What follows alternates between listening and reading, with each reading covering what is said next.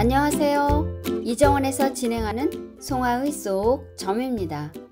중수감깨는 물을 상징하는 감깨가 상하깨에 겹쳐 있습니다.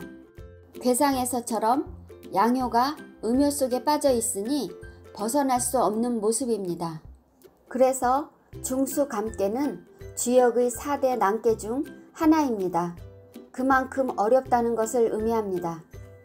옛 성현들은 물에 대해서 이렇게 찬양하였습니다. 물을 좋아하셨던 공자께서 중수감깨 단사에서 이렇게 말씀하셨습니다. 습감은 험이 겹친 것이다. 물은 흘러가도 넘치는 일이었고 험난한 곳을 만나더라도 낮은 곳으로 흘러가는 신뢰를 잃지 않는다. 사람도 위험을 만나서 이러한 물과 같은 단단한 마음만 가지면 어떠한 난관이라도 뚫고 앞으로 나간다. 그러기에 아무리 험한 세상일지라도 용기를 잃지 않고 겸손한 자세로 일관하여 나아간다면 공이 있으리라 라고 하셨습니다. 그리고 노자는 최상의 선이란 물과 같은 것이다.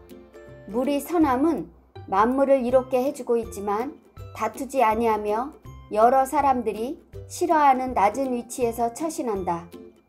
천하의 부드럽고 약한 것으로는 물보다 더한 것이 없다. 그러나 굳고 강한 것을 공격하는 데 있어서 물보다 더 나은 것은 알지 못한다 라고 하셨습니다. 노자는 물의 상태를 보고 가장 이상적인 삶의 태도로 그 처신을 구했습니다. 지구상의 생명체에게 물을 제공하면서도 자신은 사람들이 싫어하는 낮은 곳까지 흘러가는 성질을 가졌기 때문입니다. 이러한 겸손한 태도는 물에서 배울 수 있는 것입니다. 맹자는 원천은 근원이 있는 물이니 그 물은 용솟음 치듯 섞여서 밤낮을 그치지 않고 흐르니 구덩이가 가득 찬 뒤에 점진적으로 나아가 사해에 이르릅니다. 라고 하셨습니다. 물이 구덩이에 빠지면 물이 끊기는 것입니다. 계속 물이 흘러서 구덩이를 채우면 벗어날 수 있으니 맹자 역시도 자신의 목적한 바를 이루려는 것은 물이 끊임없이 흘러가듯 노력하는 공으로 설명하고 있습니다. 물은 집중하여 물줄기를 이어가고 그 성질이 변하지 않기 때문입니다. 물이 흘러서 바다로 가면 다시 증발되어 구름이 되고 비가 되어 땅으로 돌아오게 됩니다. 그러므로 물은 지구상에서 순환의 주체이며 저절로 그렇게 되는 자연의 표상입니다. 물론 중수감깨가 난깨에 해당하지만 그 어려움은 결국 습감의 덕으로 극복하는 것입니다.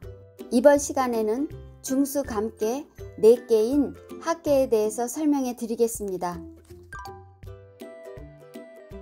중수감깨 초6효의 효사는 초6은 습감의 이부 감담이니 흉하니라.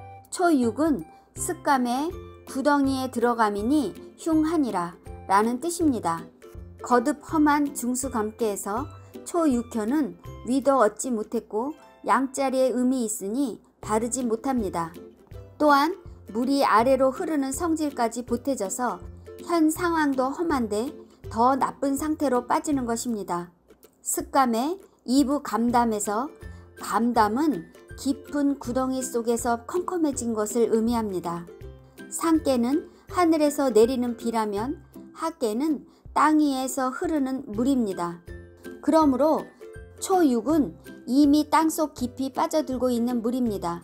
그러니 이러한 험한 곳을 벗어나려는 노력을 하기도 어려운 것입니다. 오히려 더 깊은 구덩이 속으로 들어가는 것입니다. 그러다 보니 자포자기 할 수 있음을 흉하다고 한 것입니다. 초6효가 동하면 태상절 태깨가 되니 흐르던 물이 연못에 갇혀있는 물이 되는 뜻을 이부 감담으로 말하고 있습니다. 이것을 공자께서 상왈 습감 입감은 실도이라 흉야이라 하셨습니다. 초6효처럼 미숙한 사람에게 도와주는 사람도 없고 바른 길을 알려주는 사람도 없으니 길을 잃은 것입니다. 그러니 험함에 더욱 빠져드는 뜻을 흉하다고 설명한 것입니다. 지역점으로 중수 감께 초 6효를 얻으면 바닥이 없는 추락을 할 수 있으니 멈추어야 합니다. 현 상태를 유지해야 한다고 통변할 수 있습니다. 중수 감께 구2효의 효사는 구2는 감에 유험하나 구를 소득하리라. 구2는 감에 험함이 있으나 구하는 것을 조금 얻으리라 라는 뜻입니다. 구2효는 험한 상황 속에서 극복할 수 있는 양으로 중을 얻었습니다. 그래서 험한 지경으로 더욱 깊이 빠지지는 않습니다. 감의 유험 하나는 구덩이에 빠져서 험한 속에 있지만 더 이상 빠지지 않으려고 노력하는 것입니다. 구를 소득하리라는 것은 중수 감께처럼 험난한 시기에 구한다는 의미는 얻는다는 뜻보다는 험한 곳에서 나오게 된다는 뜻으로도 볼 수 있습니다. 그렇지만 이렇게 험한 때를 완전히 구하기는 어려우니 조금 얻었다고 하는 것입니다. 구2효가 동하면 본께가 되니 물이 채워지면 땅처럼 평평해지기는 하였지만 그렇다고 해서 물이 넘치기에는 역부족입니다. 그러므로 조금 얻었다고 하는 것입니다. 이것을 공자께서 상왈 구소득은 미출 중야일세라 하셨습니다. 조금 얻었다는 의미를 아직은 험한 가운데에서 벗어나지 못했음을 미출 중야로서 설명하고 있습니다.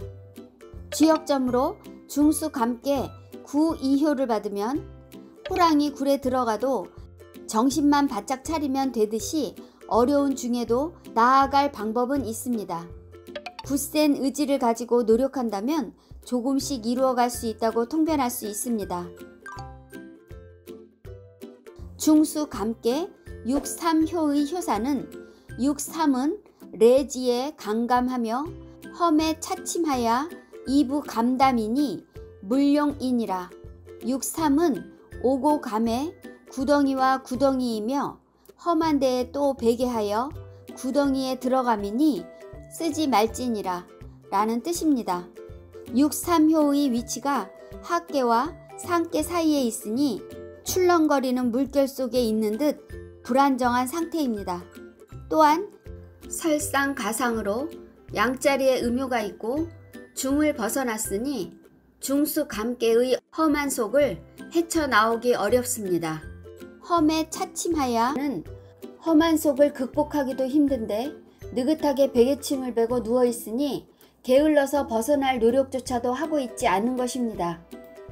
중수 감께의 호께인 진께에서 나무로 만들어진 베개 침자가 나왔습니다.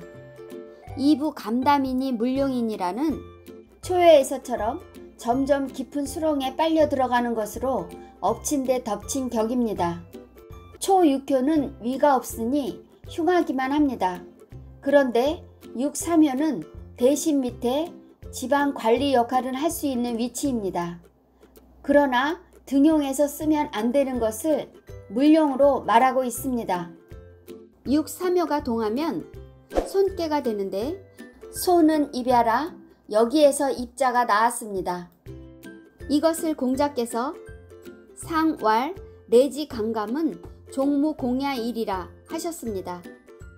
험한 중에 험한 속에 있으니 공이 있기 어려움을 종무공야로서 설명하고 있습니다.